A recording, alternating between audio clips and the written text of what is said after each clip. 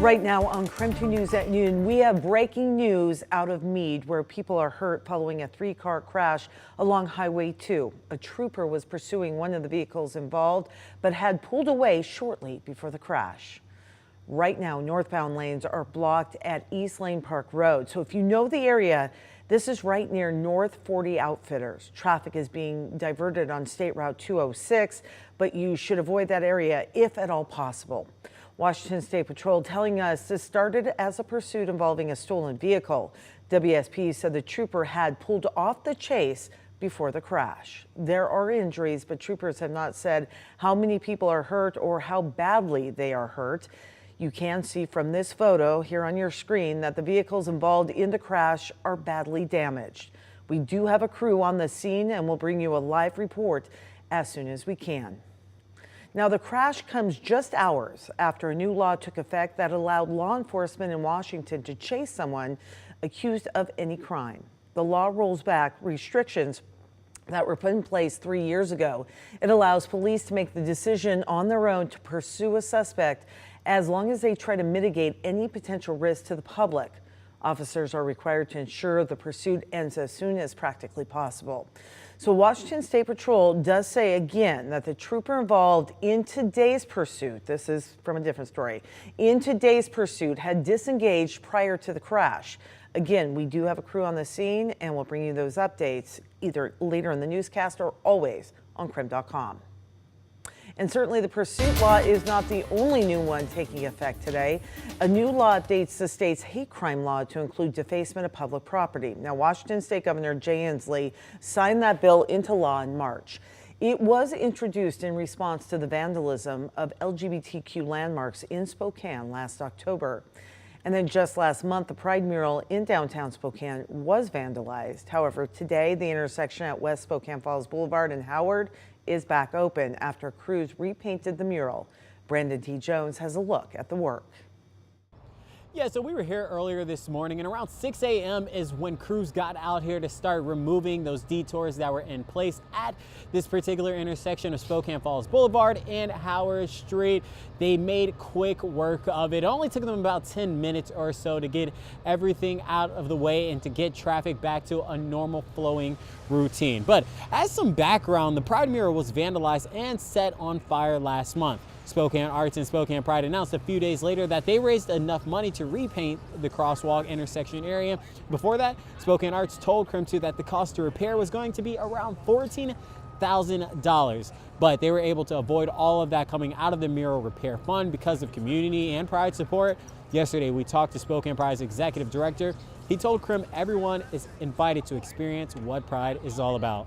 I mean, if you're thinking about vandalizing something like this, I would recommend you just come down to Pride and see that it's just about love and acceptance. So again, around 6 a.m., that's when they were able to get the road officially reopened. But for now, reporting here in downtown Spokane, Brandon T. Jones, KREM 2 News. Right.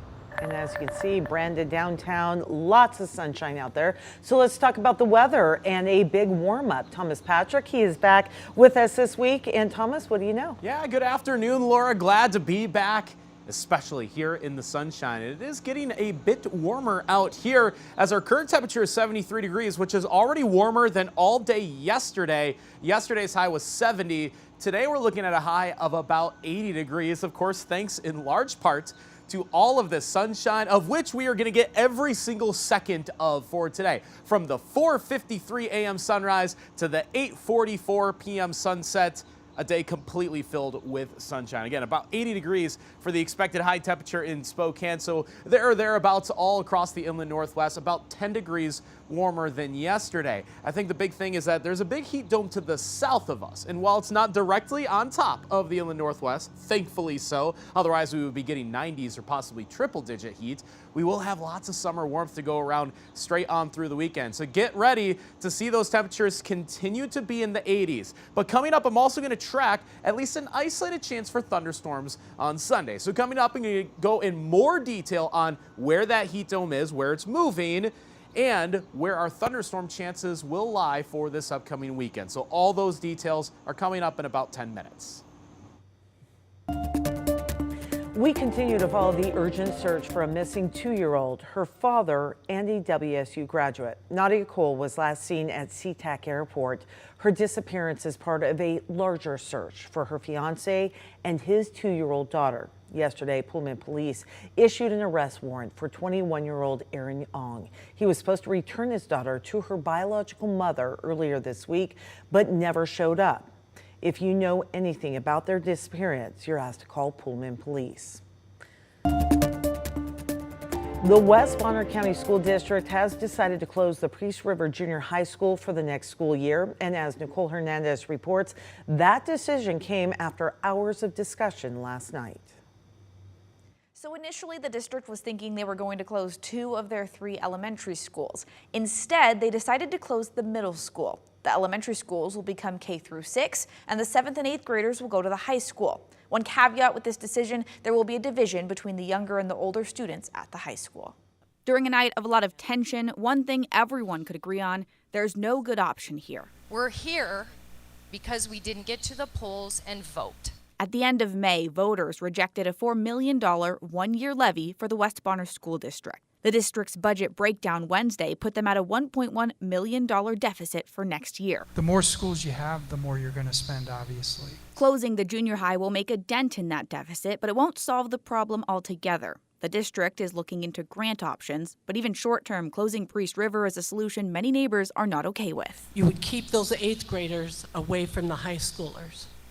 I have an 8th grade granddaughter.